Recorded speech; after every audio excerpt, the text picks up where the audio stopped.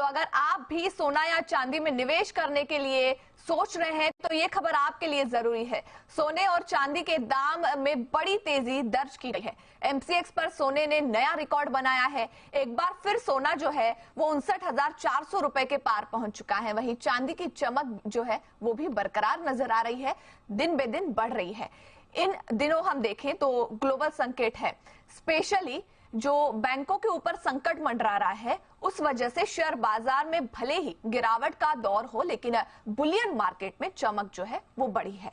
सोने ने एक हफ्ते में करीब 5% से ज्यादा का रिटर्न दिया है, जबकि इक्विटी का रिटर्न निगेटिव रहा है। इसका मतलब कि अगर आपके पोर्टफोलियो में सोना है तो ये कवर का काम कर रहा है। सवाल ये उठता है कि अंतरराष्ट्रीय बाजार में बैंकों के ऊपर जो संकट मंडरा रहा है, इसके वजह से सोने में जो तेजी आई है वो आगे भी बरकरार रहेगी या नहीं। अगला हफ्ता कितना महत्वपूर्ण रहेगा बुलियन मार्केट के लिए, और अगर फेड दरें बढ़ाता है तो उसका सोने के ऊपर क्या असर होगा, इस पर आज हम चर्चा करेंगे। देखिए इसी पर हमारी खास पेशकश, आसमान पर सोना।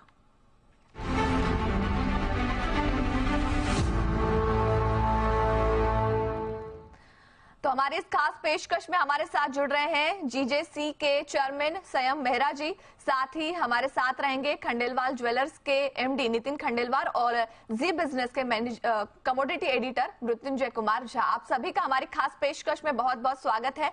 सबसे पहला सवाल जो है वो मृत्युंजय सर मैं आपसे पूछना चाहूंगी। देखिए कल तक हमने देखा था जो सोने का भाव था वो करीब 58,200 के पास था, लेकिन रात को ऐसा कुछ बदला जिसके बाद सोने ने एक नया रिकॉर्ड बनाया है। हमें समझाइए कि कल रात आखिर ऐसा क्या हुआ जिसके वजह से सोने ने ऐतिहासिक दर्ज छुआ है। देखिए भावना, ये बहुत बड़ी तेजी है बुलियन मार्केट में, गोल्ड और सिल्वर में ऐतिहासिक तेजी है। सबसे पहले आप ये समझिए, और जो दर्शक इस वक्त हमें देख रहे हैं उनके लिए जानना समझना ये जरूरी है कि कल रात गोल्ड में हुआ क्या।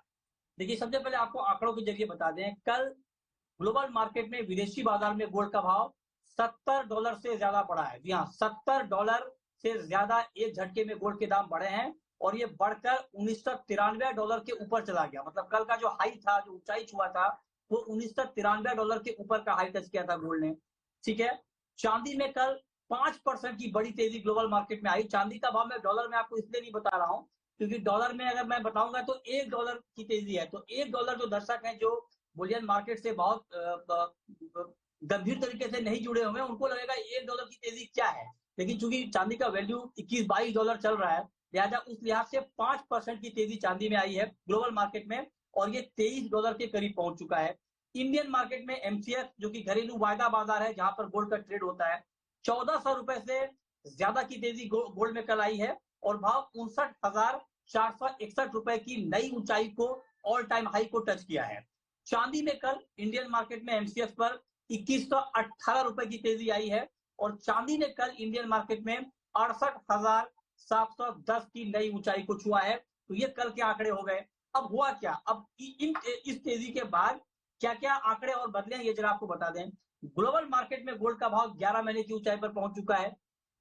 4 महीने में ये सबसे बड़ी साप्ताहिक तेजी है ग्लोबल मार्केट में गोल्ड में, और इंडियन मार्केट में तो ऑल टाइम हाई पर गोल्ड है ही।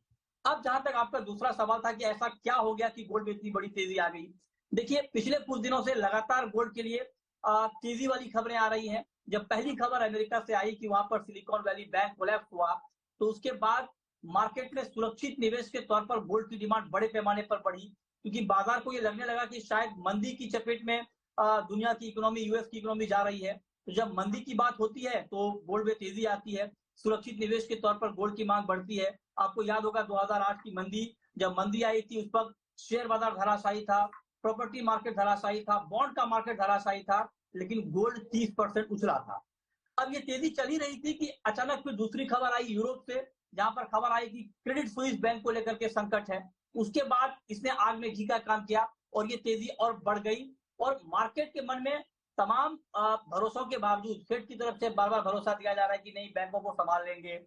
आप देखिए कि क्रेडिट स्विस को बेल आउट किया गया है स्विस बैंक की तरफ से, लेकिन मार्केट को यह भरोसा बन नहीं पा रहा है कि ये बैंकिंग का संकट इतनी जल्दी खत्म हो जाएगा, और लिहाजा बड़ी बाइंग गोल्ड में लौटी है, और बड़ी तेजी की तरफ गोल्ड का मार्केट जाता हुआ दिख रहा है।